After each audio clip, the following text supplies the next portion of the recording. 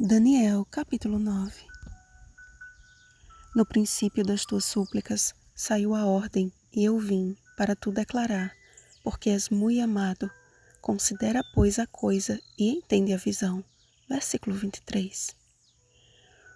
Tudo quanto examinamos neste livro até agora tem mostrado um caminho sobremodo excelente e que arrebata os nossos sentidos a buscar uma comunhão tal qual a de Daniel. Como tudo na vida daquele fiel servo de Deus, não poderia ser diferente a partir do momento em que entendeu, pelo estudo das Escrituras, que o cativeiro do povo de Deus estava prestes a terminar. Ele precisava orar. O fim dos 70 anos do exílio determinados por Deus, Jeremias capítulo 25, versículo 11, capítulo 29, versículo 10, representava o retorno para casa. Esta era a verdade presente e a grande esperança para o tempo de Daniel. Mas assim como no capítulo anterior, a continuação do capítulo 9 mostra uma profunda relação com o santuário. O santuário é o principal tema da Bíblia. No Pentateuco, os 5 livros de Moisés, 45 capítulos são dedicados ao tema do santuário. Nos livros dos profetas, outros 45 capítulos também tratam deste tema. Nos demais livros da Bíblia, há cerca de 150 referências ao santuário. Crê-se que os salmos foram escritos para servirem de coletânea para os louvores do santuário. O livro do Apocalipse é estruturado no santuário. Ele possui 7 divisões e cada uma delas se inicia com uma cena no santuário celestial. Guia de Estudos Bíblia Fácil, Profecias de Daniel, página 39.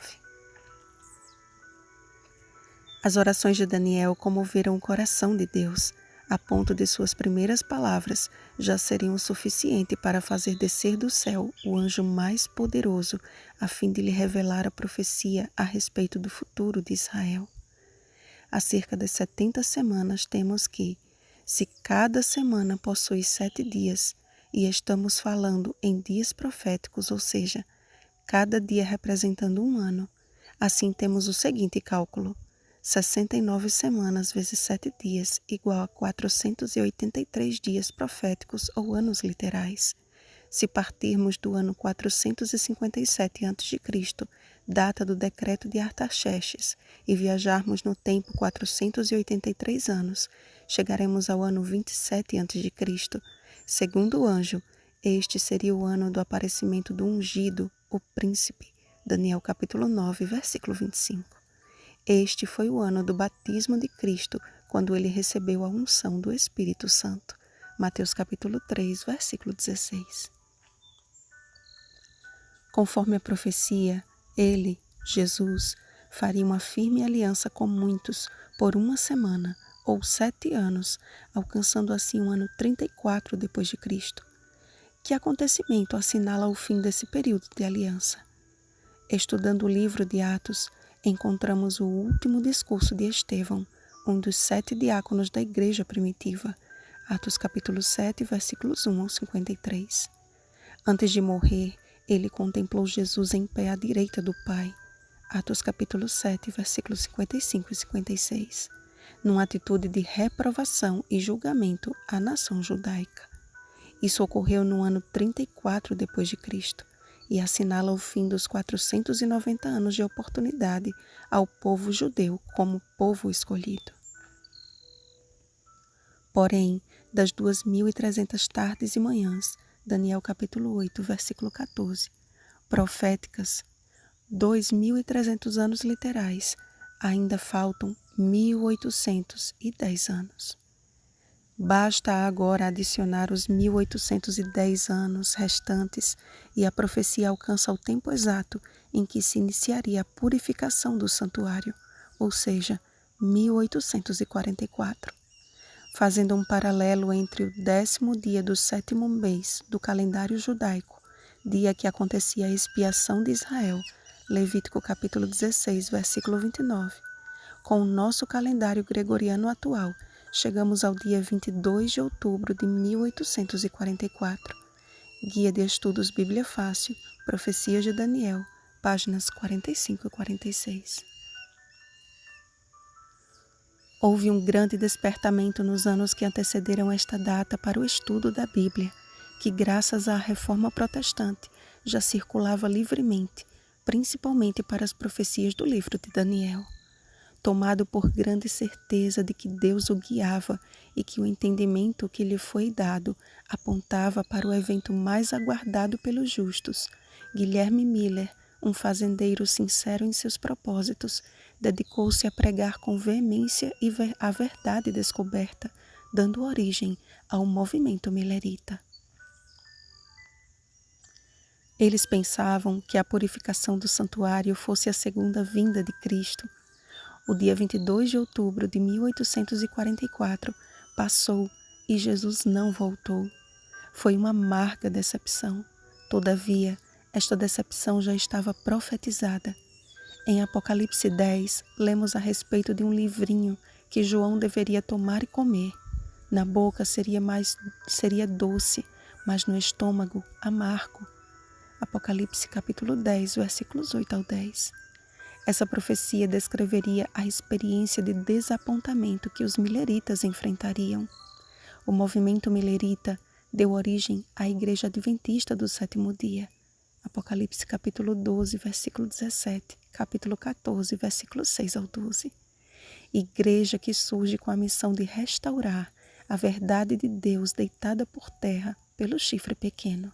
Daniel capítulo 7, verso 25 e capítulo 8, versículo 12. Guia de Estudos Bíblia Fácil, Profecias de Daniel, página 46. Miller acertou na data, mas errou no evento. Como vimos, isto já estava previsto pela profecia de Apocalipse 10, pois que é necessário que ainda profetizes a respeito de muitos povos, nações, línguas e reis. Apocalipse capítulo 10, versículo 11. Isto é, ali não deveria ser o fim, mas o ponto de partida para um movimento que alcançaria o mundo, sendo o santuário terrestre uma sombra do celeste. Hebreus capítulo 8, versículo 2. Assim como o santuário terrestre passava por uma purificação anual, o mesmo aconteceria com o celestial. E no dia 22 de outubro de 1844, Jesus deu início ao seu ministério como sumo sacerdote, passando do lugar santo do santuário celestial para o lugar santíssimo. Isso indica que estamos vivendo desde 1844, o grande dia profético da expiação. Quando esse juízo terminar, Jesus voltará à terra como Rei dos Reis e Senhor dos Senhores. Apocalipse capítulo 19, versículo 16. Para dar a recompensa a cada um. Mateus capítulo 25, versículos 31 ao 46. E destruir o chifre pequeno. Finalmente, o reino será dado aos santos do Altíssimo, e eles reinarão por toda a eternidade. Guia de Estudos Bíblia Fácil, Profecias de Daniel, página 46. A atitude de Daniel ao descobrir as verdades para o seu tempo é a mesma que precisamos ter hoje diante da sublime verdade de que falta muito pouco para vermos o nosso Salvador retornando nas nuvens do céu. Se Daniel já orava, passou a suplicar, e se já era humilde, passou a se humilhar. Assim como o dia da expiação era um dia de aflição de alma para o povo de Israel, Levítico capítulo 16, versículo 29. É tempo de afligirmos a nossa alma perante o Senhor e clamarmos por sua purificação. A mensagem do santuário nos oferece uma exposição didática do plano traçado pelo Criador, mesmo antes da fundação do mundo. Ali encontramos o Cristo crucificado, o Cristo ressuscitado e o Cristo glorificado, e a firme e fiel esperança de que Ele atua como nosso intercessor diante do Pai, para muito em breve nos levar para casa. Ó Senhor, ouve. Ó Senhor, perdoa. Ó Senhor, atende-nos e age.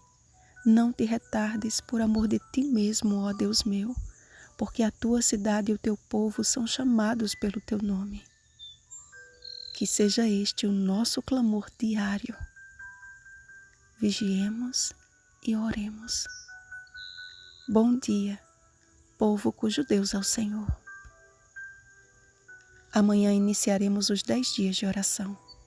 Clamemos para que estejamos todos unidos no mesmo propósito, buscando pelo batismo do Espírito Santo. Rosana Garcia Barros.